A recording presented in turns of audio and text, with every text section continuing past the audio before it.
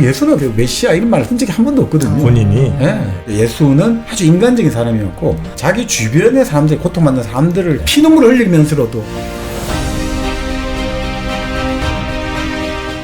일생 동안 당신이 반드시 읽어야 될 100권의 책 일당 100 예수의 생애 2부 시작하겠습니다. 네. 저희가 1부를 통해서는 예수가 태어나서 진짜 그러니까 공공의 생을 이제 시작하기 직전 요 정도까지 좀 살펴본 것 같고요. 이제 이 이후의 이야기를 엔도 슈샤쿠의 예수의 생애라는 책을 통해서 한번 보도록 하죠. 그 40일간의 기도를 마치고 돌아왔는데 이 당시 이제 또 정치 상황이 묘하게 바뀌고 있거든요. 예루살렘에 있는 기독권 파들 있지 않습니까? 예를 들어 사두개파라든지 바리사이 파. 제가 좀 가톨릭하고 개신교 용어를 좀 섞어요. 이게 뭐 바리새라고 하고 개신교에서는, 가톨릭에서는 바리사이하고 사두개라고 개신교는 하고 사두가이 뭐 이렇게 하는데 막 그냥 제 익숙한 용어를 좀 뒤섞어 쓰겠습니다. 그래서 이제 이 사두개파와 바리새파는 항상 그 유다 광야에 촉각을 곤두세우고 있거든요. 왜냐하면 이 사람들은 어떻든 간에 지금 현상이 그대로 별 문제 없이 유지가 되어야 자기 기득권을 계속 보호할 수가 있잖아요. 근데 혹시나 저 광야에서 또 이상한 애가 하나 튀어나왔다. 지금 세례자 요한이 나와갖고 막 사람들이 몰려들고 있다. 저 애가 또 반란의 구심점이 되어서 봉기가 일어나면 어떡하지? 그렇게 해가지고 만약에 로마 총독이 그것을 진압하기 위해서 군대가 동원되고 이러다 보면 우리가 갖고 있는, 그러니까 이 당시에 이 유다 의회죠. 일종의 뭐 사내들인이라고 해야 될까? 그런 자기들이 그 의회에서 나름의 권력을 어느 정도 갖고 있는데 그 특권이 박탈될 걸 두려워하는 거죠. 야, 너희들 말이야. 너희 동네 사람들 하나 제대로 못 다스리고 그러면 결국 너희들한테 믿고 맡겼더니 일 못하네. 그냥 그 의회 같은 경우 권한을 빼앗아갈 수 있으니까 항상 촉각을 곤두세운 거죠. 그리고 요한 세례자 주변에 모인 군중들이 기본적으로 뭐 좀 반로마 그리고 유다의 독립, 거기에다 종교적 감정도 섞여 있고, 아까 말씀드린 반로마 무장투쟁을 하는 열혈 당원들도 막 다 이제 막 모여드는 거예요. 항상 우리가 보면 뭔가 새로운 사람이 하나 났다 이러면 막 그 사람에게 이 뭐라고 할까, 물줄기가 한 군데 모이듯이 다 그냥 블랙홀처럼 다 빨려 들어가잖아요. 자, 이러니까 이제 안 되겠다 싶어갖고 예루살렘에서 공동조사단을 파견합니다. 공동으로 바리사이와 사두개가 공동으로 금열반을 파견하는 거예요. 감사팀을 파견해요. 야, 너 메시아냐? 너 진짜 메시아라고 그래서 물어봐가 주장하면 이 바로 재판에 넘기겠다 이거예요. 신승모독이잖아요. 지금 메시아로 주장하면. 아니라고 하면 이제 또 좀 애매하죠. 요한이 딱 머리는 좋잖아요, 다들. 그러니까 세례자 요한은 나는 메시아가 아니라 메시아의 사자입니다. 메신저입니다. 메시아가 거기 앞서갖고 메신저를 보낸 게 내다. 뭐 이건 뭐 어떻게 할 말이 없잖아요, 그죠? 그러니까 뚜렷하게 이제 뭔가 딱 잡아야 되는데 근거를 잡지 못했어요. 근데 이때 아무래도 바로 세례자 요한, 예수가 또 바로 애제자니까 예수도 그 이제 리스트가 예루살렘에 보고가 되지 않았을까라고 이제 추론하고 있는 거죠. 그러니까 사실은 아까 말씀드린 예수가 이제 갈릴리 지방 쪽 아닙니까? 나자렛이 바로 그쪽이니까. 자, 그래서 이 갈릴리 사람들이 본래 이제 열혈 땅에 이제 모태가 된 사람들이거든요. 본래 아주 반로마적이고 그래서 욱하고 이러기 때문에 비타입적인 사람들이라는 거죠. 유대 정서도 강하고. 이 사람들이 기원전 6년에 세금을 징수하는 목적으로 호구 조사를 하는데 반발해가지고 그 갈릴리 사람 유다가 이제 사람들을 모은 거죠. 그게 바로 젤로파예요. 예를당의 모태거든요. 그렇게 해서 폭동을 일으켰거든요. 그러니까 어떻습니까? 요 때가 결국 그러니까 예수가 이제 태어나기 요 몇 년 전이잖아요. 그러니까 그때 이런 예수 태어날 즈음에 이런 것들이 일어났으니까 그때 예수가 부모가 피신을 가했지 않았을까? 뭐 이런 식의 이제 우리가 이야기도 할 수가 있는 그래서 거죠. 뭐 그때 태어난 애들 남자애들 다 죽여라 뭐 이런 얘기가 나온 게 그런 것들, 이런 사실들. 자, 그래서 이제 이 사람들이 그러니까 이 열혈 당원들이 항상 이렇게 막 이 갈릴리 사람들은 욱하고 우리 한번 붙자 이런 게 있는데. 유다 광야에서 요한 세례자가 나오니까 이 사람들이 열혈 당원들이 쫙 와서 이제 참여하기 시작하는 거예요. 자, 그런데 딱 보니까 갈릴리 사람들이 예수라는 사람이 지금 요한의 애제자인데 우리 동네 사람이네, 같은 고향이네, 동양이네 이러면서 예수에 주목하기 시작한 거예요. 알고 보니까 우리 같은 고향 사람 아니야. 아이고 타양에서는 고향이 뭡니까? 고향 까마귀만 봐도 반갑다는데 예수가 알고 보니 우리 갈릴리 사람이래 이러니까. 이 예수에 대해서 이제 사람들이 막 예수 주변으로 모여들기 시작하는 거예요. 근데 이게 이제 결국 그래서 제자들이 초기 제자들이 형성되는데 이게 오해의 시작이라는 거죠. 예수에 대한 오해가 여기서부터 빚어졌다는 거죠. 그러니까 이 사람들은 예수를 뭘로 받겠냐 이거죠. 바로 젤로파. 그렇죠. 앞으로 우리 반로마 운동의 지도자가 될 수 있다. 그리고 이 정말 지금 이 유대교가 썩어 빠졌다 이거죠. 로마하고 타협해갖고 뭐 이건 뭐 엉망진창이다. 이런 썩어 빠진 타락한 유대교를 개혁시킬 완전히 개혁가 이걸로 이제 기대하기 시작하는 거예요. 이게 어떻게 보면 뭐 여기서 작가도 그런 이야기를 하고 있습니다만 우리가 가롯 유다라고 하지 않습니까? 이제 가톨릭식으로 하면 유다 이스카리옷이죠. 유다 이스카리옷. 그게 뭐예요? 유다라고 이름을 하고 보통 성이 이제 가롯 아닙니까? 가롯 유다 보통 네네. 어떻게 되나? 성과 이름이 좀 헷갈리는데 어쨌든 근데 여기서 이제 가톨릭에서는 이스카리옷이라고 하거든요. 그 이스카리옷이 이제 가롯인데 네. 이스카리옷 어원을 따져 보니까 그게 라틴어 어원으로 칼을 들고 서 있는 사람 이런 뜻이래요. 반도를 들고 서 있는 사람. 그래서 거기서 나온 게 스페인 말로 시카리오. 암살자. 네네네. 네, 바로 그런. 유다 이스카리옷 하면 뭔가 폭동, 무력 투쟁하고 그러니까 유다 이스카리옷하고 젤롯 이런 느낌이 다 비슷한 느낌. 그러니까 유다는 기본적으로 자기 스승에 대해서 이걸 정치적 지도자로서 강력히 희망을 하고 있었던 거죠. 네. 자, 어쨌든 점차 예수 주변에 이제 동양 그룹이 형성되는데, 자, 이들을 데리고 이제 예수는 유다 광야로 떠납니다.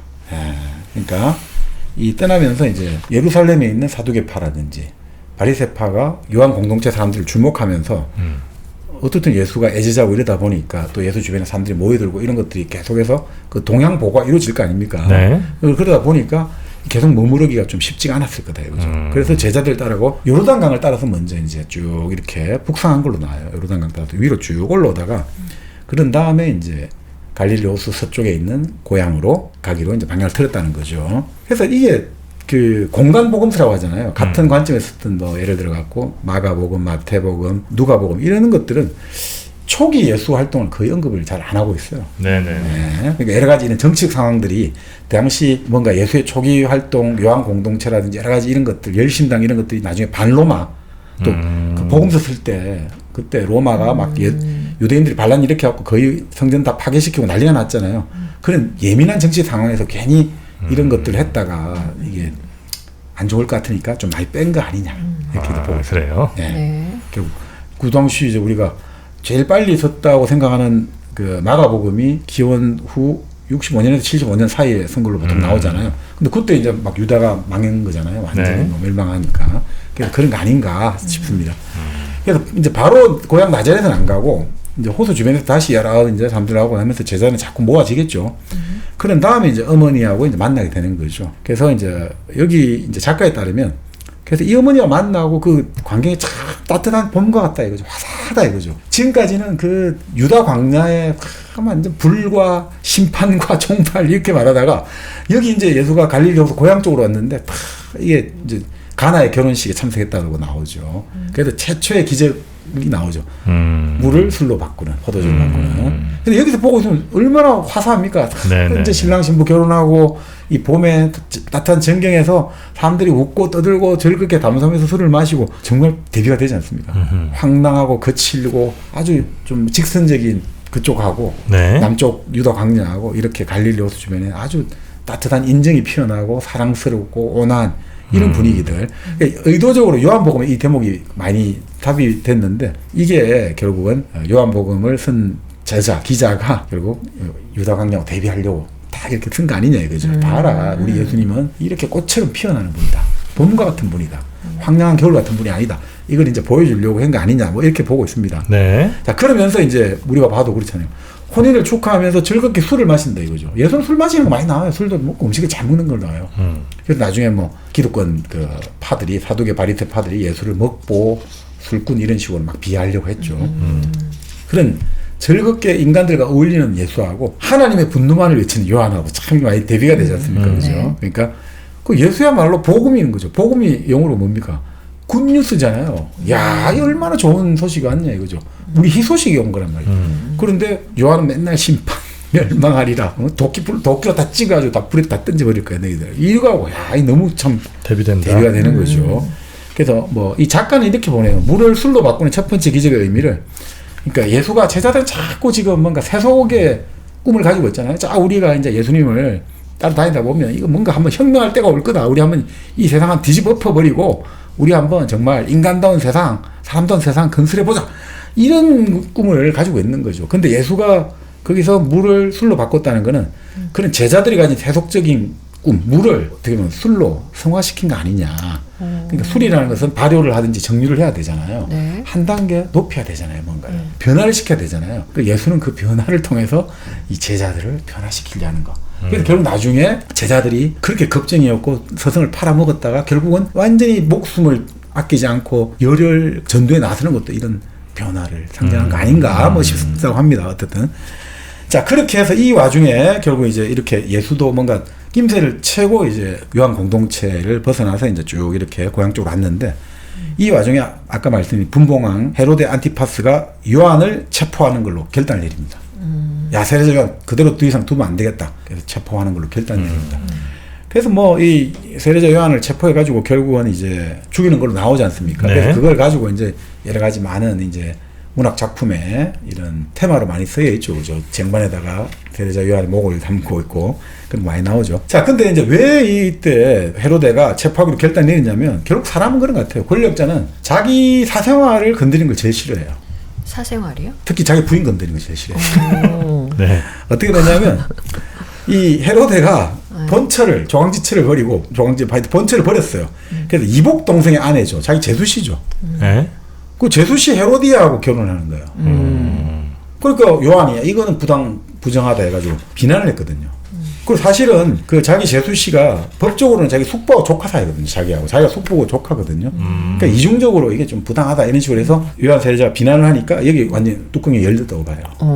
그렇게 봅니다. 네. 그래서 이제 결국 뭐 그런 어떤 표면적으로는 그렇습니다. 어떻든 자기 안 사람을 건드리면 제일 싫은 거예요. 부인 건드리면 제일 싫은 거예요. 권력자 입장에서는 부인과 나는 동체이기 때문에 부인을 건드리면 나를 건드렸다고 생각하거든요. 자, 그런 거 이제 심층으로 보면 요한이 자꾸 커진단 말이에요. 영향력이 자꾸 사람들이 모여드니까 야, 이거 너 이렇게 뒀다가 나중에 호미로 막을 거 삽으로도 못 막는다. 지금 빨리 제거하십시오. 그래서 이제 한 거 아닌가 싶은 거죠.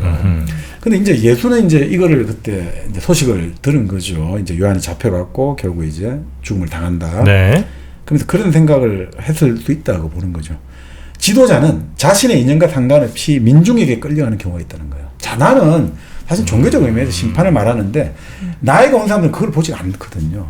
우리가 에릭 호퍼 할 때 봤습니다만 네. 새로운 하나의 움직임이 만들어진단 말이죠. 새로운 사상, 새로운 사람이 정치적 운동이든 사상적 운동이든 뭐가 나올 때 몰려드는 사람들은 대부분 좌절한 사람들이라 했잖아요. 뭔가 내가 살아가면서 내 인생이 지금 뭔가 헛산 것 같고 내가 지금 뭔가 부당하다고 느낀 이런 사람들이 왔기 때문에 이 사람들은 사실은 중요한 건 내용이 아니라 형식이거든요. 당신이 말한 거 다 좋아. 그건 모르겠고, 일단 어쨌든 당신이 나의 좌절감과 나의 자존감을 세워줄 때 돼요. 여기서 조금 더 나면 우리 좌절된 민족의 자존감, 우리 공동체의 어떤 역사적인 꺾여버린 역사적 대의를 세워주시오. 이렇게 가다 보면 끌려간단 말이죠. 이게 참 이 정치에서의 어떤 비극입니다. 정치에서는 아무리 내 지도자가 내 개인적으로 이렇게 하더라도 하나의 정치적인 권력 투쟁에 장에 끌려가는 순간 그것은 나의 개인을 넘어서 버리거든요. 내가 아무리 어떤 생각을 하더라도 그건 어떻게 할 수가 없어요. 우리가 흔히 말하는 처음에는 지도자가 하나의 어떤 자기 지지자를 끌고 갈지 모르지만 나중에는 지지자가 지도자를 팽식해버리거든요. 네. 바로 그런 거 아닌가 싶습니다. 본인의 그러니까, 의지와는 무관하게 그렇게 되는 경우들이 꽤 많죠. 이거 봐도 그렇다는 네. 거예요. 이 세례자 요한 같은 경우도 요한 세례자도 결국은 보고 있으면 그런 어떤 것들이 많이 나온다는 거죠. 네. 그러니까 결국은 이제 아까 말씀드린 사두가이나 바리사이들이 그 헤로데 같은 경우는 반란 나면 제일 겁나잖아요. 직접적으로 어떻든 분봉왕인데 너가 제대로 못해가지고 한마디로 말해서 사회 안정, 사회 질서 제대로 못 세워가지고 그러면 당시 빌라도 로마 총독 입장에서 야 이거 날려버려 이렇게 할 수 있으니까 헤로데도 항상 불안하니까 그 불안감을 이 옆에서 살살살살 부추긴 거죠. 지금 안 하시면 큰일 납니다. 예를 들어 마침 이런 거잖아요. 각각해서 지금 결단 안 내시면 이 나라가 지금 망합니다. 지금 빨리 신속하게 조치를 내려주셔야 됩니다. 그러면 입장에서는 실제로 나는 내가 지금 사실 내 이제 가족 문제 때문에 골치가 아픈데 옆에서 지금 이 구국의 결단을 내주십시오. 그러다 보면 그래 해야 되겠다. 잡아들여 이렇게 되는 거죠. 자, 그래서 당연히 이제 이렇게 되면 그 요한이 잡혀갔는데 그럼 요한 제자들도 쫙 뭐 한 명만 잡아고 끝내진 않았을 거 아니에요. 네. 그럼 애제자인 예수 신변에도 영향이 미쳤을 거라고 보는 게 우리가 상식적이잖아요. 네. 그래서 복음서가 초기 시대 예수 신변이 거의 언급이 없다는 거예요. 그러니까 그리고 예수가 그 복음서에 보면 아까 말씀드렸듯이 처음에 고향 바로 안 가고 나사렛도 가고 가브나움도 가고 여기저기 거처를 옮겨 다녔잖아요. 바로 이런 어떤 뭔가 그 당시에 어떤 정치적인 공안 환경이 변화했으니까 여기에 영향을 갔으니까 예수가 많이 옮겨 다녔고 이것들을 복음서에 예수가 초기에 그래서 이렇게 하면 안 되잖아. 그러니까 이거를 안 썼다 이렇게 볼 수 있다는 거죠. 네. 자 그리고 그해 가을 예수는 초막절에 참석하려고 이제 예루살렘 성전에 갑니다. 그러니까 아까 말씀드린 6월절이 보통 찾아보니까 양력으로 치면 한 3월 중순에서 4월 중순까지고요. 그러니까 이제 그거는 아까 말씀드린 대로 엑소더스에서 야외의 어떤 가르침으로 살아남아 가지고 이게 그걸 기념하는 거고 초막절은 기본적으로 이제 40년을 광야를 떠돌아 다녔지 않습니까? 네. 그 이제 초막을 세워가 생활했잖아요. 네. 그래서 결국은 이제 그 가나안 땅에 들어왔잖아요. 그래서 이제 그 옛날 조상을 생각하면서 실제 초막을 세운대요. 집 마당 앞에. 그래서 좀 옛날 조상들을 생각한다는 거죠. 그러니까 무슨 이렇게 뭐 천막 같은 걸로 텐트 이렇게 같은 거, 텐트 같은 거 치는 거를 초막이라고 그래요. 보통은 이제 풀이라든지 이런 걸로. 풀이나 나뭇가지로 치잖아요, 초막을. 그럼 그건 몇 월 달에 한다고요? 여기 이제 가을. 그러니까 요게 이제 우리가 치면 추수 감사절 정도 생각하시면 될 것 같아요. 그러니까 추수 딱 하고 나니까 옛날에 우리 떠돌아 다닐 때 본래 그 히브리라는 말 어원 자체가 떠돌이에요. 떠돌다는 뜻이거든요. 그러니까 이 조상들이 40년간 그 고생을 해가지고 풍찬노소를 해서 우리가 결국 가나안 땅을 우리가 약속의 땅으로 들어왔다. 그러니까 그 조상의 그 공덕을 기념하자. 이런 거죠. 초막 그래갖고 치고 우리도 여기서 한번 자보고 우리 조상들이 얼마나 힘들었겠니. 이 교육 진짜 잘 시키는 것 같아요. 제가 보면. 그러니까. 그렇지 않습니까? 네. 어릴 때부터 네. 이 뭐 역사와 종교와 그래 너희들은 다르다. 우리는 다르다. 완전히 그러니까 한해 어떤 그렇게 뭐 자발적 세뇌도 좋고 이렇게 교육을 시키면 나중에 얼마나 그러니까 유대 사람들이 2000년간 떠돌아다니도 그 지금도 뭐 이렇게 강한 이유 중에 하나는 이런 교육은 정말 잘 시킨다는 거예요. 디아스포라 완전 거기에 그냥 바탕이 돼 있는 거죠. 그런 교육이 그죠. 좀 무섭긴 합니다만. 자 그래서 이제 이 참석하러 이제 예루살렘 성전에 왔는데 베짜타 요게 이제 개신교는 베데스다죠 연못. 그 우리 이제 베짜타 연못이라고 하는데 본래 왜 미국의 해군 병원이 베데스다 해군 병원이 있었거든요. 그러니까 이제 그 이게 뭐냐면 치유의 연못인 거예요. 네네. 이 베데스다 연못에서 뭐 처음 이래가 물 그거 하면 눈 안 보이는 사람도 눈이 떠지고 다리 안전병이도 그를 일어날 수 있다 이런 연못인 거죠. 네. 이 베데스다 연못에 환자 장애인들이 쫙 모여 있지 않습니까? 거기 가서 도와주는 거예요. 이 사람들을 위로해주고. 그러니까 이제 바리사이파가 딱 이제 그 사람들 항상 율법 요거만 완전 머리카락 홈까지도 파보려고 계속 생명을 들이대고 있는데 딱 걸렸다 이거죠. 아니 안식일에는 다 쉬어야 되는데 당신 율법을 무시한 거 아닌가? 안식일에 지금 말이야 이 사람 도와주고 안식일은 그냥 가만히 있어야 되는데 신성모독 아니냐 했는데 이게 좀 근거가 또 약한 거죠. 뭐 나중에 또 여러 바리사이파들이 계속해서 예수를 잡아내려고 탁탁 말하는 거죠, 그죠? 뭐 아니 당신 제자들은 말이야 항상 우리는 손을 음식을 먹기 전에 손을 씻고 먹어야 되는데 당신 제자들은 그냥 들어온 손으로 그냥 먹고 안식일에 밀밭 지나가면서 밀다가 그냥 비벼가 먹고 이게 뭐 하는 짓이냐? 불법 아니냐? 이러면 딱 그러잖아요. 안식일을 위해서 사람이 있는 게 아니라 사람을 위해서 안식일 율법이 있다. 그죠? 안식일 그런 식으로 이제 예수가 참 잘 그 하죠. 네. 그러니까 결정적인 딱 그거를 못 잡아내요. 흥을 못 잡아내는 거죠. 자 그러면서 이제 당시 이제 요한 세례자는 그 사해 되듯이 동쪽에 마케루스라는 아주 황량한 지역이 있는데 거기서 결국 유폐되어서 죽게 되고 그 요한 최후를 이제 아까 이제 예수가 이제 결국 들으면서 말씀 그대로 결국 지도자와 민중이라는 건 참 이게 그 묘한 관계라 가지고 어느 순간에는 민중의 의료에 휘말려 가지고 지도자의 의지와 무관하게 참 일이 진행될 수 있구나. 이거 예수가 이제 많이 깨닫지 않았을까. 그래서 이후에 예수는 항상 제자들과의 관계에서 항상 신중합니다. 제자들이 막 흔히 말로 띄워주잖아요. 절대 그렇게 부안해동하고 막 따라가지가 않거든요. 정말 그렇게 안 합니다. 그러니까 사실 우리가 이번에 킹 오브 킹스가 유행하는데 예수는 왕중왕이는 이런 말, 그 메시아 이런 말 쓴 적이 한 번도 없거든요. 본인이. 네. 아니, 물론 이제 나중에 그 베드로가 정말 이제 내가 누구냐 뭐 했을 때 바로 구주 메시아입니다 이런 말 할 때 아무 말 안 하고 있었죠. 그러니까 그러면서 이제 나중에 대답을 한 게 그게 이제 내가 메시아니라 했던 말로 나오는데 그것도 지상의 어떤 메시아가 아니라 지상의 왕국의 메시아가 아니다라는 딱 사랑의 메시아다 이런 뜻 아닌가라고 이제 해석을 많이 하고 있습니다. 근데 어쨌든 아주 신중합니다. 예수가 그다음부터 제자들과의 관계에서 말 같은 거나 이런 거 아주 조심합니다. 자, 그리고 이제 요한이 근데 이제 그 죽었다는 소식을 듣고 이제 안 되겠다 해가지고 다시 또 떠나거든요. 네. 근데 평소에는 예루살렘을 갔다가 다시 오고 있는 루트가 항상 아까 말씀드린 예루살렘 오기 전에 예리코를 딱 갔다가 예리코 아까 말씀드린 오아시스거든요. 쭉 내려올 때. 네. 그 다음에 요르단강 따라 쭉 올라가서 이제 갈릴리 쪽 해가 가는데 그 루트를 안 가고 이제 사마리아 쪽을 지나가고 갈릴리 쪽으로 오는 겁니다. 사마리아가 결국 보면 이제 우리 지금 이스라엘 보면 딱 그 예루살렘하고 그러니까 사해와 갈릴리 있지 않습니까? 남쪽으로 사해가 있고 위에 갈릴리 올 수 있잖아요. 네. 그 중간에 왼쪽 서쪽 지방이에요. 거기 이제 우리 흔히 말하는 사마리아 지방이에요. 그 왜 사마리아 사람을 그렇게 싫어하냐면 같은 옛날 같은 우리 혈통이 있었는데 그 외세가 침략하면서 피가 다 이상하게 섞여 버렸다. 12지파. 근데 그쪽 그러니까 피가 완전히 섞여 버렸다. 그러니까 쟤들이 이제 우리하고 이제 혈통적으로 열등하고 그래서 경멸하고 막 사마리아하고 다 경기를 일으고 사마리아 사람도 마찬가지인 거죠. 뭐 이쪽 유대 사람들은 딱 싫어하고 그랬다는 거죠. 네. 그래서 이제 결국 어떻게 보면 그러니까 사마리아 지방을 가서 갈 루트를 택한 이유는 그러니까 이 첩자들이 감시원들이 이렇게 계속 추적을 해오는데 사마리아는 안 들어올 거다 생각했겠죠.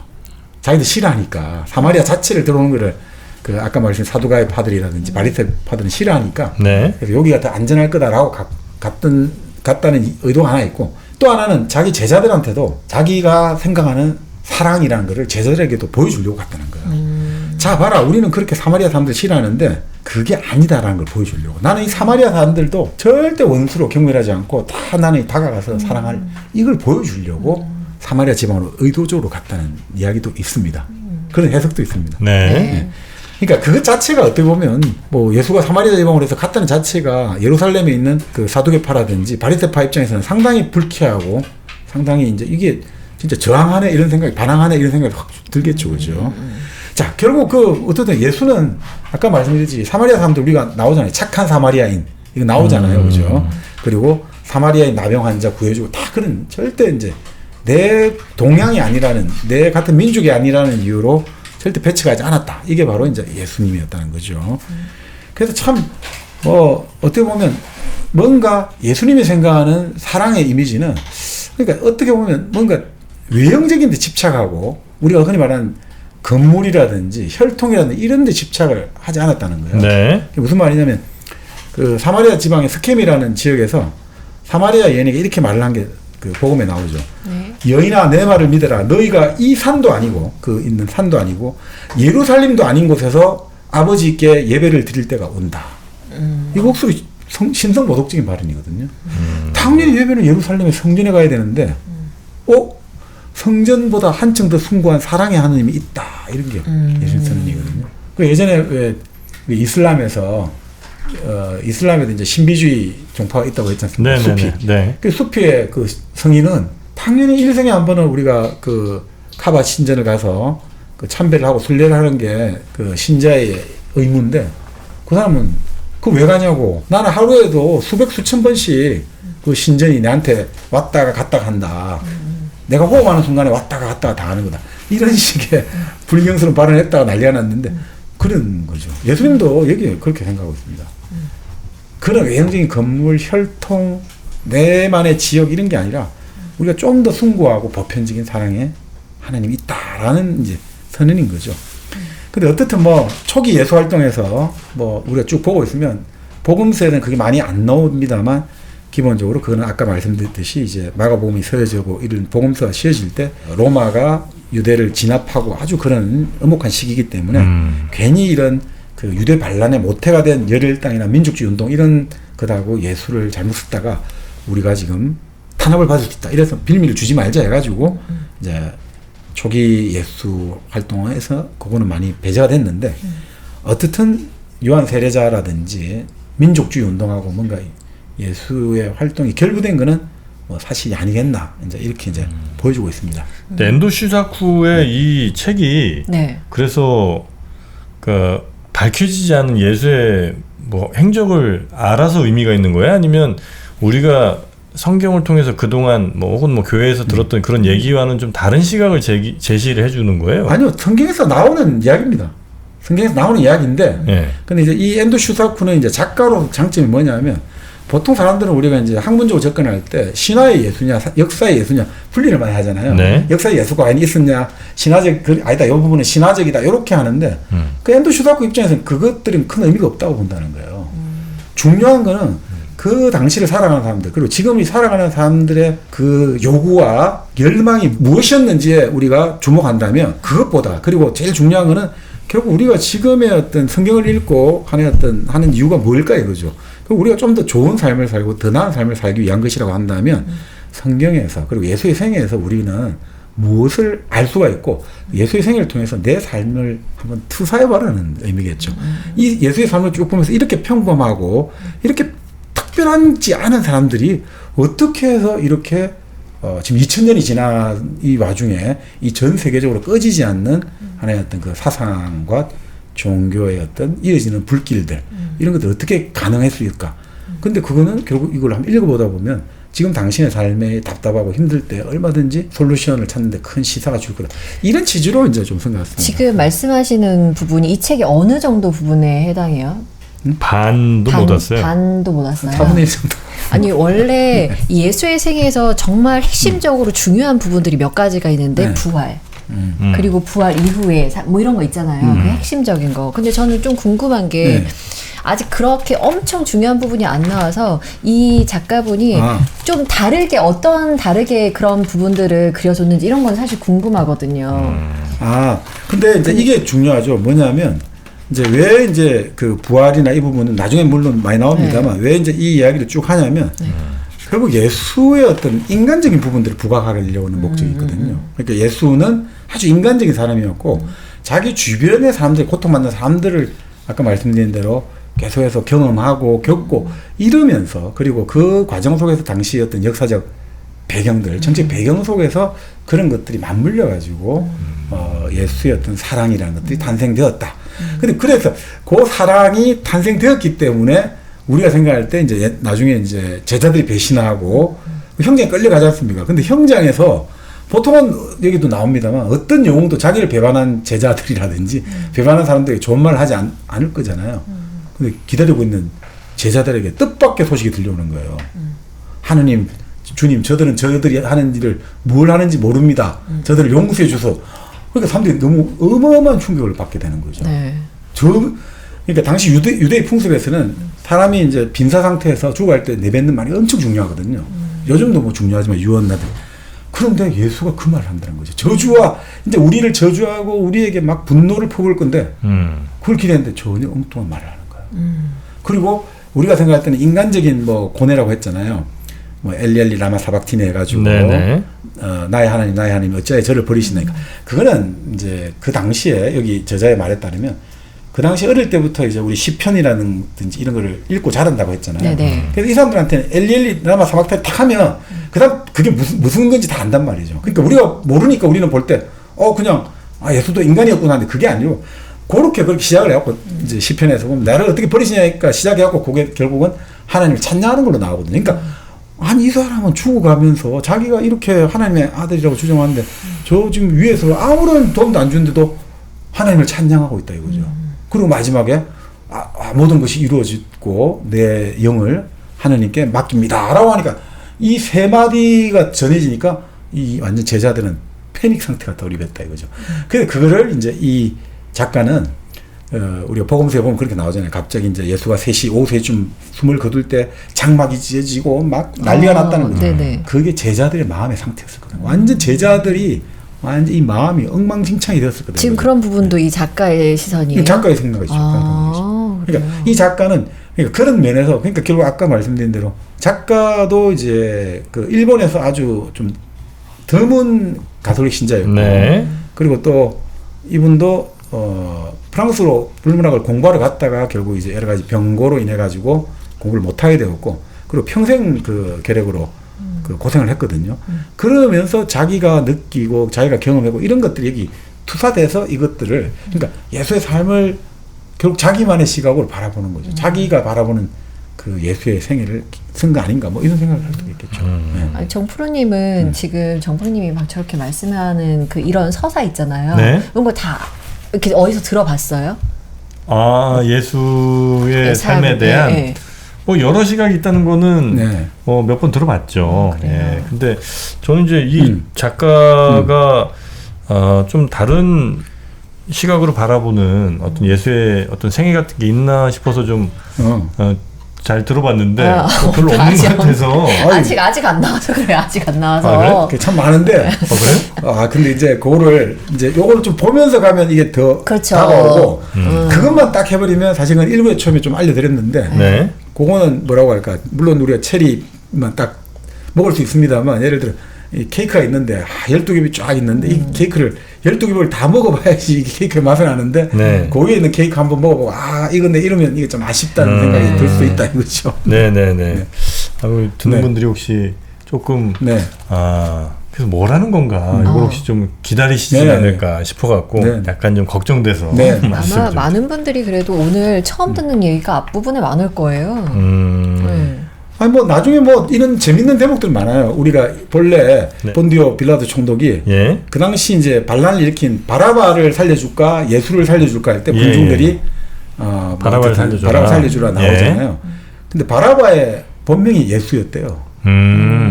그래서 이제 그게 그 사람이 예수 아니냐 이렇게 이제 보는 학자들도 있고 뭐 그런 이야기들도 있고, 그러니까 뭐 사실 보다 보면 이제 이분이 공부를 꽤 많이 하셨고 이래가지고 그런 것들이 하나씩 많이 나오고, 역사와 불트만 같은 사람이 이제 예수의 여러 가지 이야기를 읽으면서 이거는 탈신화해서 읽어야 된다고 봤거든요. 상징으로 읽자.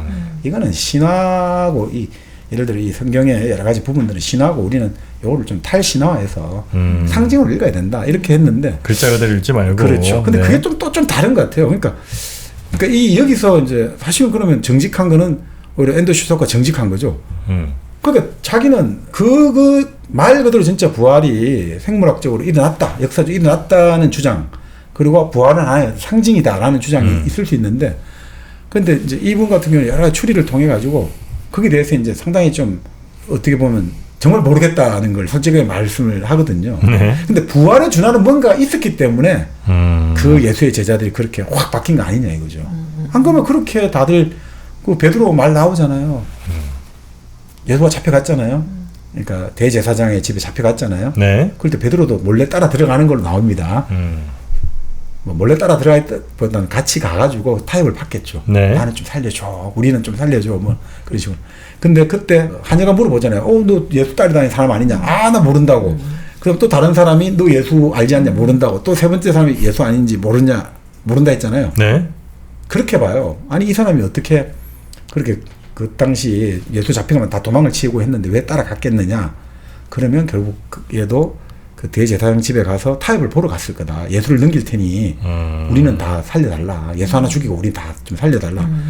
그렇게 가서 이렇게 신문을 받은 거다 보는 거죠. 사람들이 이제 오히려 그 사람들이 하급 사제들이 신문을 했을 거예요. 너 예수 어떤 게 나 예수 부정하겠다고. 나 저 인간 이제 절대로 인정 안 하고 저거 다 그거 했다는 거 한마디로 말해서 전향선언하고 그렇게 했을 거다 이거죠. 그럴 때 예수가 탁 성경에 나오잖아요. 예수가 탁 돌아서서 베드로를 바라보았다 나오거든요. 그때 베드로가 탁 생각이 난단 말이죠. 좀 전에 뭐라고 했습니까? 닭이 울기 전에 3번 너가 나를 부인해라. 그 말이 갑자기 들면서 너무너무 인간적으로 부끄럽고 해안이 차고 나와서 울었다 이렇게 나오죠. 그런 대목들, 그러니까 상당히 그 작가의 상상력은 뭔가 확 들어오는 게 있죠. 그러니까 우리가 생각할 때 이 사제관계라는 게, 서양 사람들의 사제관계는 제가 잘 모르니까 그러는데, 마치 여기 앤더 슈사크에서 그리는 예수와 이제 12사도 제자들의 관계는, 공자가 그 유랑을 할 때 그 공자 학당의 공자의 그 제자들 있지 않습니까? 공자 진짜 그 제자들을 하고 그 느낌을 줘요. 그러니까 그때 공자 제자들은 공자를 어떻게 평가합니까? 우리 스승님은 북극성과 같다 이거지. 북극성과. 모든 별들이 북극성을 중심으로 돌고 있고, 우리 스승님은 저 하늘의 별과 같다고, 내가 아무리 사다리를 놓아서 올라가려도 이 사다리가 흑공에 탈 수 없는 사다리라 갖고 갈 수 없는 지경에 있고, 그거 안에 극찬의 연속이잖아요. 그러니까 그런 어떤 상상력들이 예수와 제자들의 관계에도 그런 것들이 존재했지 않았을까. 그럼에도 불구하고 또 공자의 제자들은 공자를 따라다니는 이유가 뭡니까? 한 자리 하려고 따라다녔단 말이죠. 공자님이 재상을 하면 우리도 이제 벼슬쟁이 나눠주겠지. 마찬가지지 않습니까? 그때도 엽관이니까 누군가 내 보스가 자리 하나 차지하면 다 이제 우리도 한 자리 한다. 뭐 지금 정치도 마찬가지다. 그런 걸로 다 갔단 말이죠. 그러니까 공자의 뜻을 잘 몰라요, 다들. 그다음 많이 알고 하지만. 지금 예수도 마찬가지란 말이죠. 예수의 제자는 예수가 말하는 사랑의 하나님 아무리 말해줘도 몰라요. 그런 게 귀에도 안 들어와요. 오로지 이 사람들이 생각하는 거는 이야 사람들이 지금 우리 예수님 완전히 좋아하고 막 이러니까 우리도 이제 뭔가 할 수 있다. 예수님하고 우리 같이 죽어도 좋고 같이 뭐 이런 식인 거예요. 그러니까 말 그대로 정치의 어떤 아이콘으로 예수를 바라보는 게 나오거든요. 그런데 그 예수의 어떤 체포와 사형 과정을 통해서 이 제자들이 확 회심하는 게 나오는 거죠. 이게 우리가 보통 같으면 다 우리를 저주하고 우리를 이 나쁜 놈들, 그러니까 예수는 인간의 배신에 너무 익숙한 사람이에요. 가족들도 자기를 별로 안 쳐요. 그렇죠. 가족들도 동네 사람들도 자기를 기적 보여달라 했는데 안 보여주니까 동네 사람들 어떻게 합니까? 예수를 몰아가지고 벼랑 끝에 떨어뜨리려고 하잖아요. 네. 동네 사람도 가족도 미쳤다고 생각하고 찾아다니려 했고 동네 사람들도 죽이려 했고 제자들은 맨날 뭐 다른 거 생각하고 있고 예수는 진짜 외롭고 배신감 느낀 사람이죠. 근데 그렇게 해야지 예수가 지금 우리한테 올 수 있잖아요. 그 고통을 다 알아야지 사람들이 위로해줄 수 있으니까. 네. 그래서 이제 그 설정을 그렇게 한 것 같습니다. 네. 인간 예수로. 그 안도 슈타크에 보면 예수는 왜 고통을 당하냐? 왜 이건 막 그 고통을 십자가에도 못 박히고 이런 고통을 그렇게 해야지 그 고통을 인간의 고통을 알아야지 인간을 위로해 줄 수 있잖아요, 그죠? 그게 참 여기 이 책에 보면 많이 와닿는 것 같습니다. 인간의 고통을 알아야 인간을 위로해 줄 수 있습니다. 위로해 줄 수 있어서. 네. 근데 인간으로 보니까 그 인간이 살던 사회, 그때 분위기, 정치 이런 것도 되게 많이 다뤄주셨잖아요. 그렇죠. 근데 그런 거 모르는 분들이 되게 많아가지고. 그러니까 이게 정말 근데 사실 뭐 지금도 마찬가지 아니겠습니까? 지금 어떤 분이 막 뭐 재림에서 나왔는데 근데 그분도 똑같이 지금 막 뭐 우리도 그렇고 전 세계도 막 양극화가 싸움을 하는데 원수를 사랑하라. 원수가 네 뺨을 때리면 왼뺨을 때리면 오른뺨을 내고 오른뺨 때리면 왼뺨 이렇게 말을 하면 다들 어떻게 하겠습니까? 저런 세상 물정 모르고 저런 유치하고 저렇게 뭐 어리고 순진하고 너가 그렇게 해줬다가 우리 수백만이 죽을 수 있어. 너 그 뭡니까 물에 빠진 그 미친 개는 몽둥이가 약이야. 뭐 이런 식으로 다 하는데 근데 예수가 지금 만약 살아오더라도 그런 이야기 할 거 아닙니까? 그게 아니고 원수를 사랑하시오. 뭐 그 사람이 내 속옷을 달라면 그 돈까지 내주시오. 이렇게 할 거 아니에요. 사랑의 하나님이니까. 그러니까 이게 참 이게 힘든 것 같아요. 근데 사람들은 자기가 지금 힘든 것들, 병들고 힘든 사람들은 기적을 바라잖아요. 빨리 지금 나를 고쳐주시오. 배고픈 사람 빨리 돌을 빵으로 만들어주시오. 그러니까 공허한 사랑 말하지 마시고 효과와 기적을 보여달라고. 효과를 보여주시오. 현실에. 자꾸 공소한 그러면 아무것도 없다 그러면 하나님 신은 없어. 신은 없고 침묵만 있는데 이게 무슨 신이야? 침묵밖에 없다 이거죠. 항상.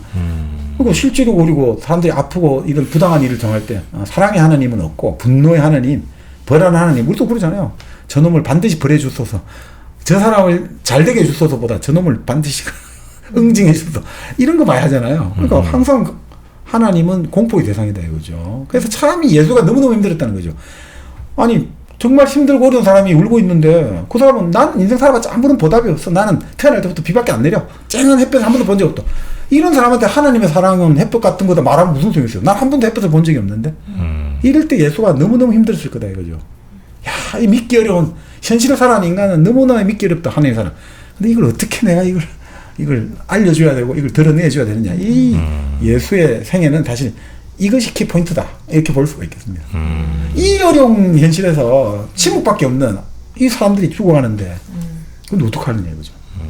침묵으로 대답하는 하나님밖에 제시할 수 없는 거예요. 제가 알기로는 그 당시에 이제 사람들 특히 아프고 여자 네. 특히 몸 파는 그런 사람들은 주위에서 죄인이라고 그렇습니다. 손가락질하고 네. 아무도 말을 안 걸고 그랬는데 갑자기 어떤 정말 사람들이 다 메시아일지도 몰라라고 하는 사람이 와서 그렇습니다. 그 장애인들부터 찾아가고 창녀부터 찾아가니까 그게 그 당시에는 엄청 파격적인 일이었잖아요. 그래서 그런 것들을 얘기를 해주면서 이 예수가 정말 인간으로서 정말 하지 못하는 일들을 했다. 이 얘기를 하는 거죠, 그죠? 그러니까 나병 환자, 한센시병 환자는 토라 율법에 따르면 무조건 절대 가면 안 돼요. 신의 저거는 저주를 받았으니까. 근데 예수는 율법 무시하는 거예요. 사랑을 외면한 율법은 나는 무시한다는 거예요. 율법을 지켜야 되지만 사랑을 외면한 율법은 과감히 무시하고 나는 도와준다는 거죠. 네. 그래서 사실 이 여러 가지 복음서에 보면 기적이 나오고 위로가 나오는데 그 위로의 부분이 더 생생한 묘사가 된단 말이죠. 오히려 다른 예언자들은 오히려 어떻게 보면 막 그냥 하나의 어떤 분노와 하나님의 경고만 말하는데 그 위로, 고통을 함께 하겠다는 거, 애환을 함께 하겠다는 게 보여준단 말이죠. 근데 한편으로는 또 그렇잖아요. 이게 뭐 다들 눈에 보이는 효과를 원하지 눈에 보이지 않는 사랑을 누가 원하겠습니까? 그러니까 예수도 항상 하는 말이 표징과 징표죠. 뭔가 이게 나와야 되잖아요. 보이는 징표. 이적을 보지 않으면 너희들은 믿지 않을 것이다. 그렇죠. 그러니까 사람들은 어떻게 보면 믿어야 깨닫는데 아니다 이거죠. 내가 믿게 해줘. 이거부터 원하거든요. 그러니까 표징과 기적을 먼저 보여주세요. 그러면 나 믿을게. 그러니까 이 기대가 이루어지지 않으면 어떻습니까? 사람들은 예수를 그냥 이렇게 언제든지. 그러니까 이게 참 그 딜레마인데 문제는 관리 사람들은 예수에게 원하는 게 전혀 다른 거예요. 근데 당시 유대 사람들은 예수에게 원하는 건 제2의 세례자 요한이거든요.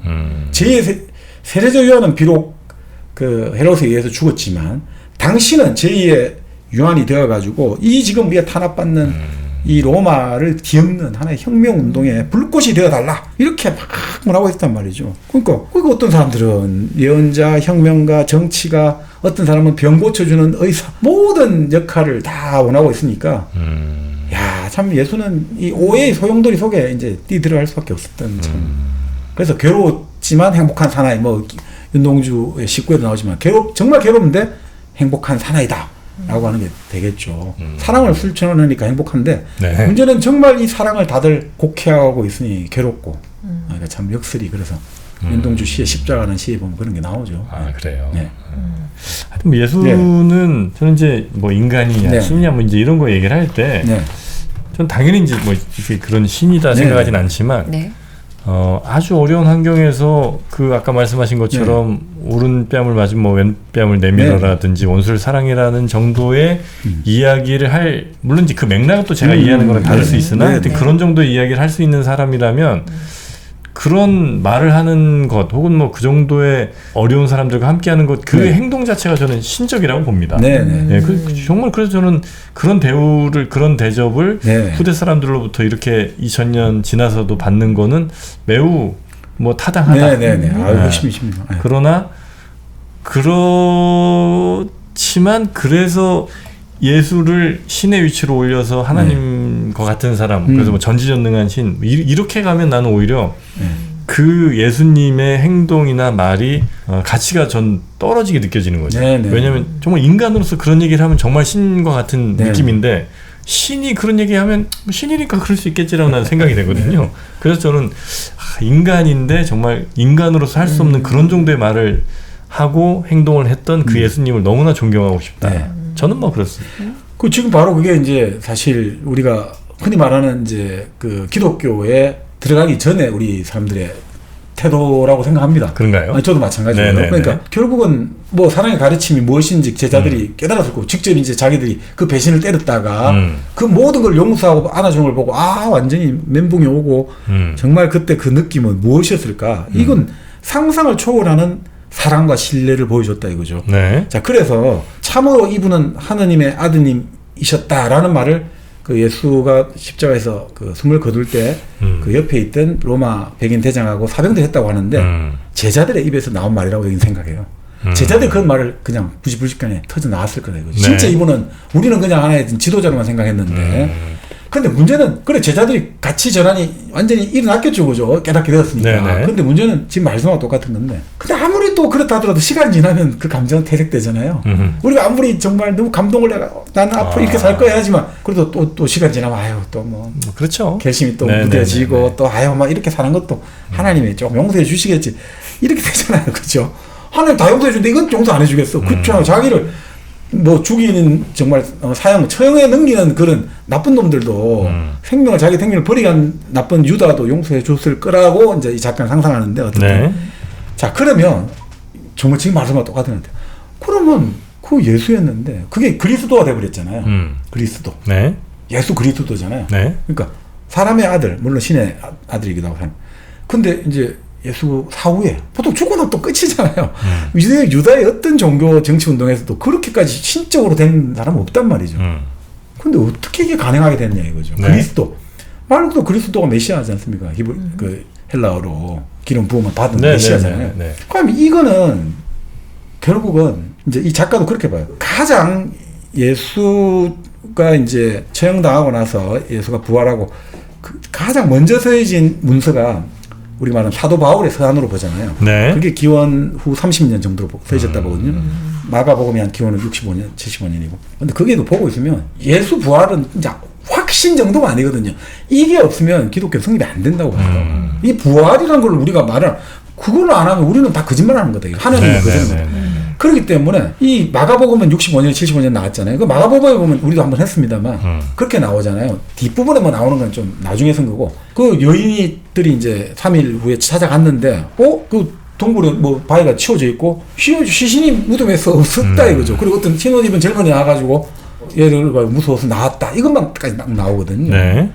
그러니까 뭔지 모르지만 이게 뭔가 뭐 텅 빈 무덤은 어떤 제자들이 이제 시신을 몰래 가지고 왔다 뭐 이런 이야기도 있습니다. 하여튼 텅 빈 무덤 사건이 뭐 창작일 수도 있고 그죠? 그건 뭐 나중에 창작할 수 있는데 어떻든 뭔가 부활을 암시하는 사건이라든지 정말 진짜 뭔가 그에 못지않은 뭔가 전대미문의 사건이 일어나가지고 제자들이 진짜 예수님이 부활했다는 걸 사실로 받아들이는 뭐 어떤 큰 어떤 사건이 그 에폭 메이킹하는 획기적인 뭔가 있지 않았을까라는 게 이제 여기 추측입니다. 문학적 상대. 안 그러면 이거를 아니 정말 생물학적으로 예수님 부활했다고 또 거의 보거든요. 네. 그거 아니면 어떻게 성령이 되냐 이거죠. 그거 아니면 다 거짓말이 된다 이거죠.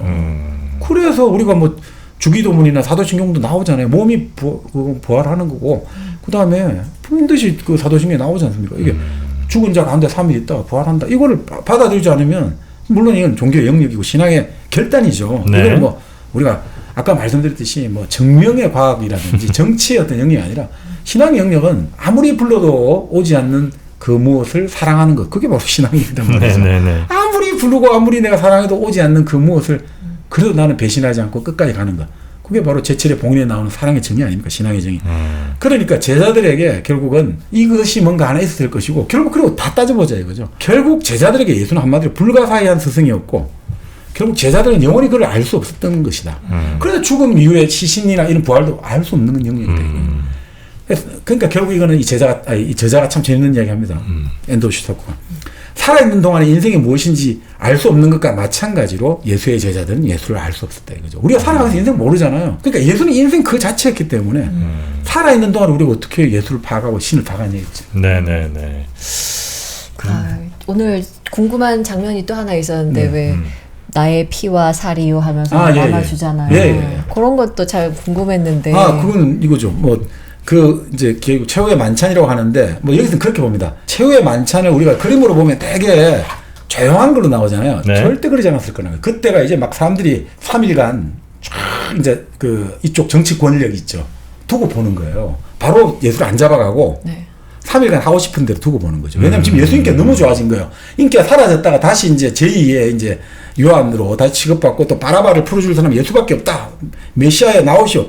이렇게 하니까 이 체포를 못하고 그럴 때 정치 권력들 이 말 그대로 대사제 가야바하고 이 유대의회는 일단 정치가 해법을 쓰자는 거죠. 뭐냐? 가만히 놔둬보자는 거예요. 정치가 해법은 자 일단 골아프는 게 뭔가 있잖아요. 가만히 놔둬보자는 거예요.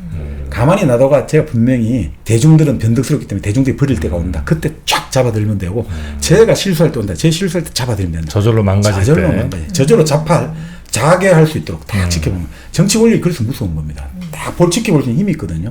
우리는 여유가 있는 거예요. 정치 권력은. 자, 그래서 예수가 그때 3일간 계속 성전의 모습을 드러낸단 말이죠.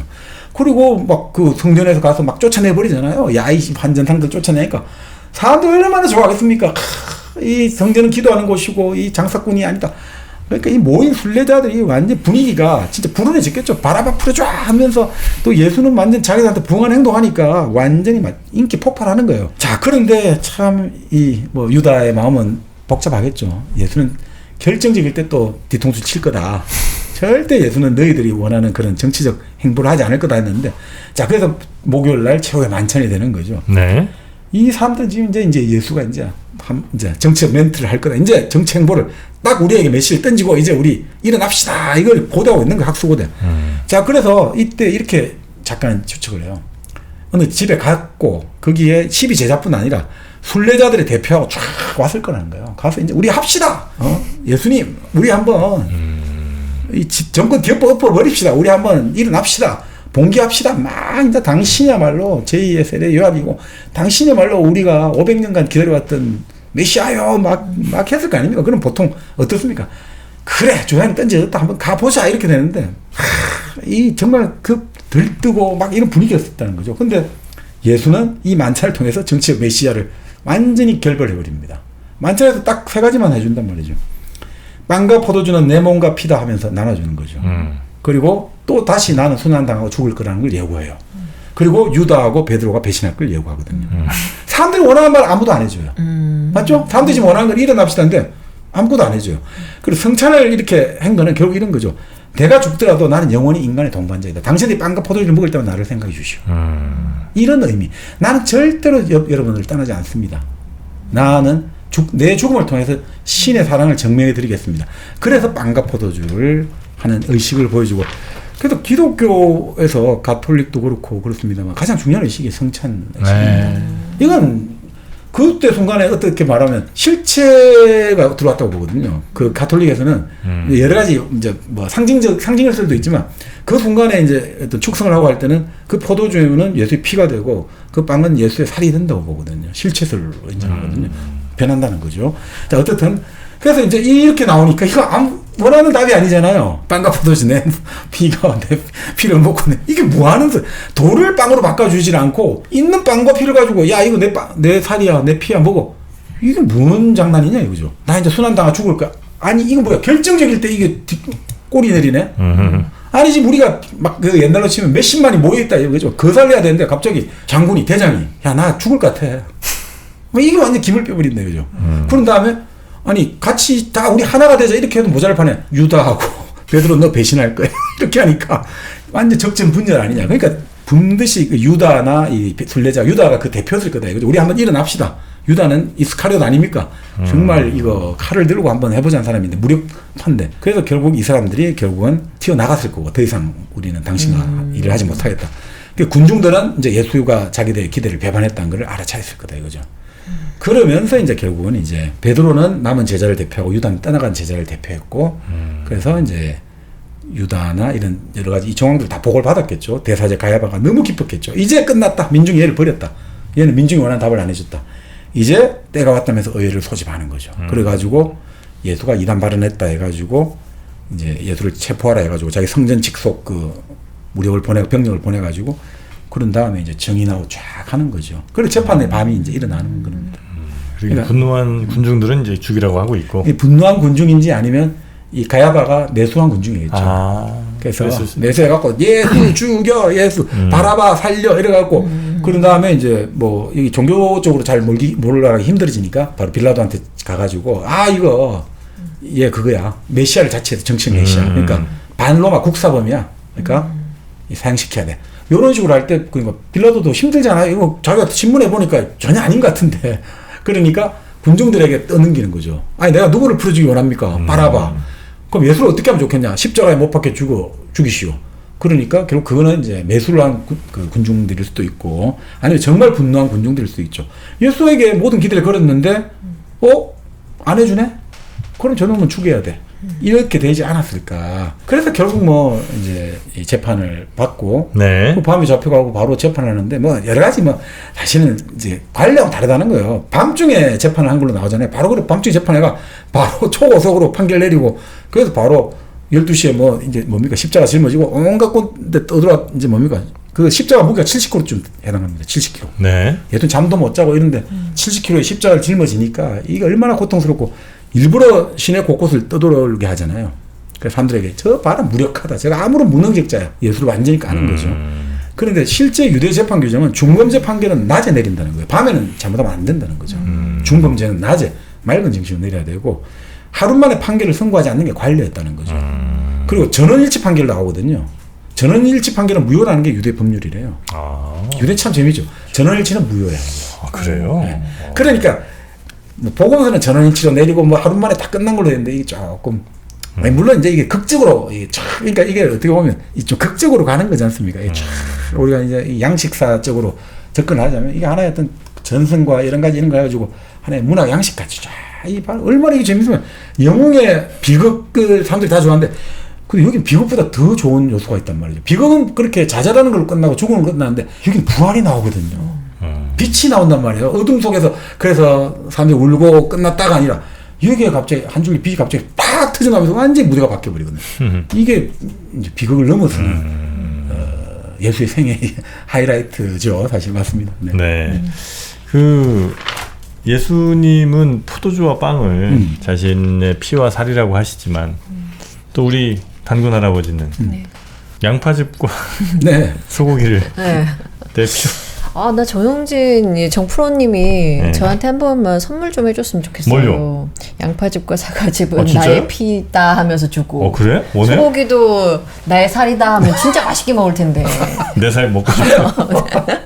내 피 먹고 싶어. 쪽쪽 빨고 싶어. 드라큘라도 아니고. 네. 진짜 선물하기 딱 좋지 않습니까? 네. 그런데 그렇죠, 그렇죠. 은하수 팜에서 지금 판매하는 모든 상품들이 진짜 건강에 좋고 네. 믿을 수 있단 말이에요. 그래서 선물하기도 너무 좋고요. 가격대도 있고 지금 행사하는 걸로 알고 있어요. 3개 사면 하나 더 주고 5개 사면 2개 더 주고. 네. 네. 그리고 지금 제 아는 분이 이제 그 양배추즙을 매일 드시는데 네.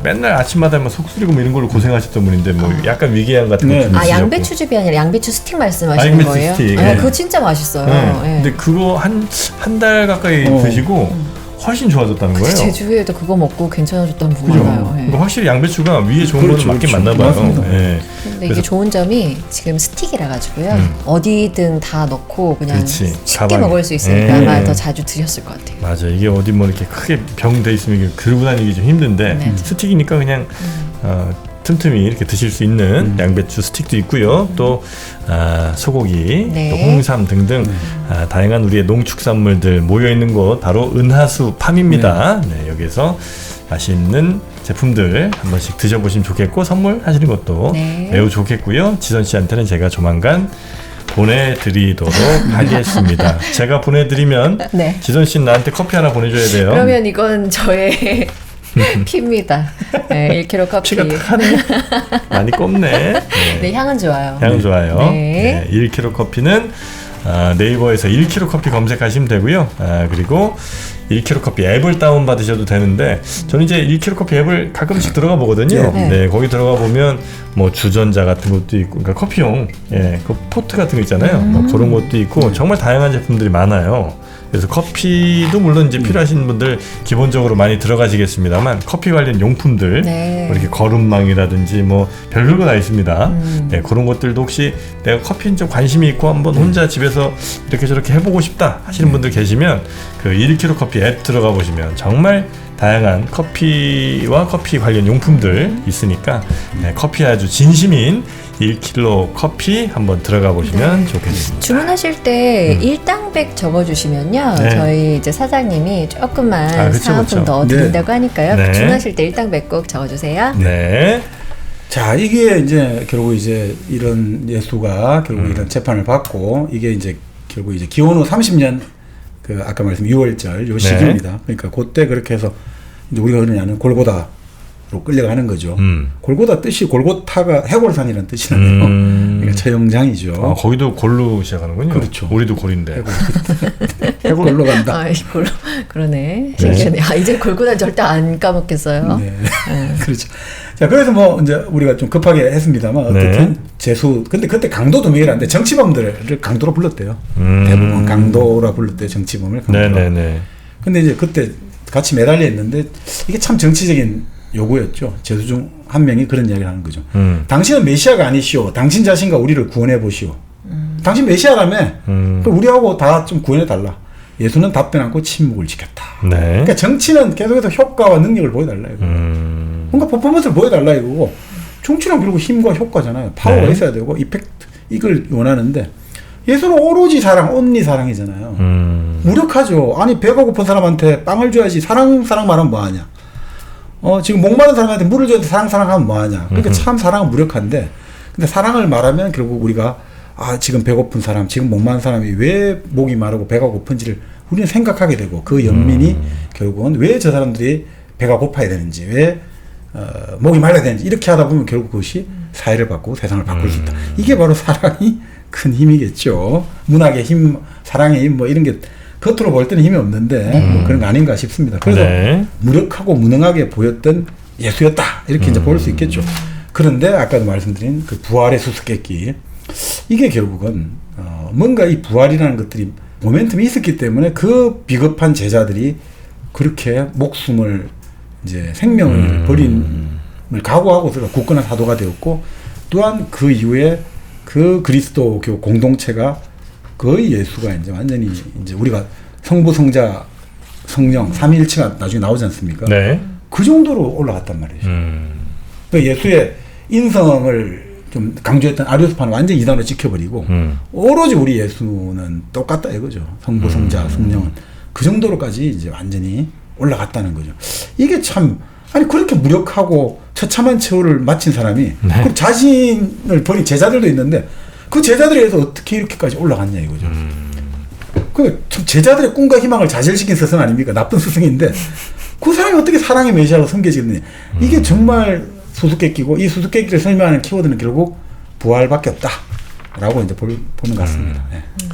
뭐 어떤 과정이 있어서 그렇게 이제 사람들이 그렇게 믿고 뭐 그렇게 일이 있었는지 네. 모르겠으나 네. 근데 그에 준하는 일은 있었던 것 같아요. 저도 뭐, 네, 네. 뭐 믿음은 없는 사람이지만 네. 뭔가 사람들이 아주 극적으로 크게 감동받을 네. 법한 일 하나가 그 이벤트나 사건 자체가 네. 분명히 있었긴 네. 했겠다. 네. 예, 그런 생각은 저도 이제 종종 합니다. 예, 네. 그래서 작가가 그렇게 이야기하는 것 같습니다. 마지막 부분에 보면 그러니까 음. 성경 읽다 보면 그 사실이 아닌 느낌도 많이 가진다는 거죠. 네네네네. 근데 진실인 거를 부정할 수 없다는 거 자기는. 아 사실인가 의심은 되지만 이걸 진실이라고 나는 생각할 수밖에 없다. 왜냐하면 우리 인간 삶을 구성하는 조건은 팩트나 실제 어떤 리얼리티만으로 구성되는 게 아니라는 거예요. 네. 인간이 영원히 추구하는 것이 진실의 세계라는 거죠. 예전에 한번 뭐 말씀을 드렸던 것 같은데 환상이 현실보다 더 강력할 때가 있거든요. 인간은 의지가 있기 때문에 그게 아무리 힘들고 고난의 길이라도 그걸 향해서 걸어간단 말이죠. 네네네. 피눈물을 흘리면서라도 걸어간다는 거죠. 그렇기 때문에 네. 예수가 보여주는 세계는 예수의 세계가 보여주는 세계가 진실의 세계이기 때문에 나는 진실로서 인정한다. 아까 일부에서 얘기했던 거 그 뭐였죠? 배 있잖아요, 배. 배? 배 덧대는 거. 아, 그 얘기 네. 있잖아요. 아까 그 뭐였죠? 이름이? 테세우스의 배. 테세우스의 배. 네. 프로타르코스 거기에서 네, 나왔던 네. 거. 네. 그걸 기억하면서 제가 다시 들었어요. 그러니까 다시 말해주세요. 사실. 인간의 조건은 삶의 조건은 네. 사실이나 실제만으로 규정되는 것은 아니다. 팩트나 리얼리티만으로 규정되는 것은 아니고 인간의 영혼이 추구하는 것이 진실의 세계인 이상 지금의 작가는 나는 그 성경에 나오는 베들레헴의 탄생이든 예수의 부활을 진실로서 인정한다. 이렇게 끝을 맺고 있죠. 언제 하여튼 저는 조금 더 아마 시간이 지나면 분명히 어떤 쪽이든 네. 종교에 한번 기회를 네. 다시 한번 좀 고민할 거예요. 그래서 한번 시도는 할 텐데 네. 오늘의 이 책이 네. 저의 그 시기를 좀 앞당기게 될지. 네. 네. 정프로님은 자기가 종교 만들 거라면서 약간 만들 것처럼 굴더니 아니 이제 먼저 하나 좀 잘 보고 나도 놀라고. 베낄 것 좀 베끼고 나도 궁 하나 만들어야지. 네. 뭐 하늘궁이든 무슨 궁이든. 저도 오늘 들으면서 네. 이유는 있을 것이다라는 생각이 들어요. 이렇게 많은 사람들이 그리고 하나 뭐 말씀드려도 돼요? 네. 제가 때마침 잘드세에서 잘드 듣는 세계사에서 기독교의 역사를 하고 있고 아 그래요? 네. 오. 이번 주나 다음 주쯤에 이제 예수 편으로 들어가려고 네. 하는데 딱 제가 잘 정말 됐네. 공부를 하면서 들어가지고 제가 잘 써먹겠습니다. 아이고 좋습니다. 네. 자 그럼 하여튼 오늘 요 내용들 잘 참고하면서 그 네. 믿음을 가지고 알겠습니다. 잘 듣세. 네, 잘때 듣는 세계사입니다. 네, 그것도 한번 들어보도록 하겠습니다. 네. 자 우리 정방님도 고생 많으셨고요. 네, 네. 이 믿음 부족한 정프로와 함께했습니다. 저도 마찬가지인데. 고생 많으셨고 네. 우리 지선 씨도 고생 많으셨고 네. 여름날 또 저희는 다음 주에 네. 또 재밌는 책으로 여러분 찾아뵙도록 하겠습니다. 함께해 주신 여러분 고맙습니다. 감사합니다.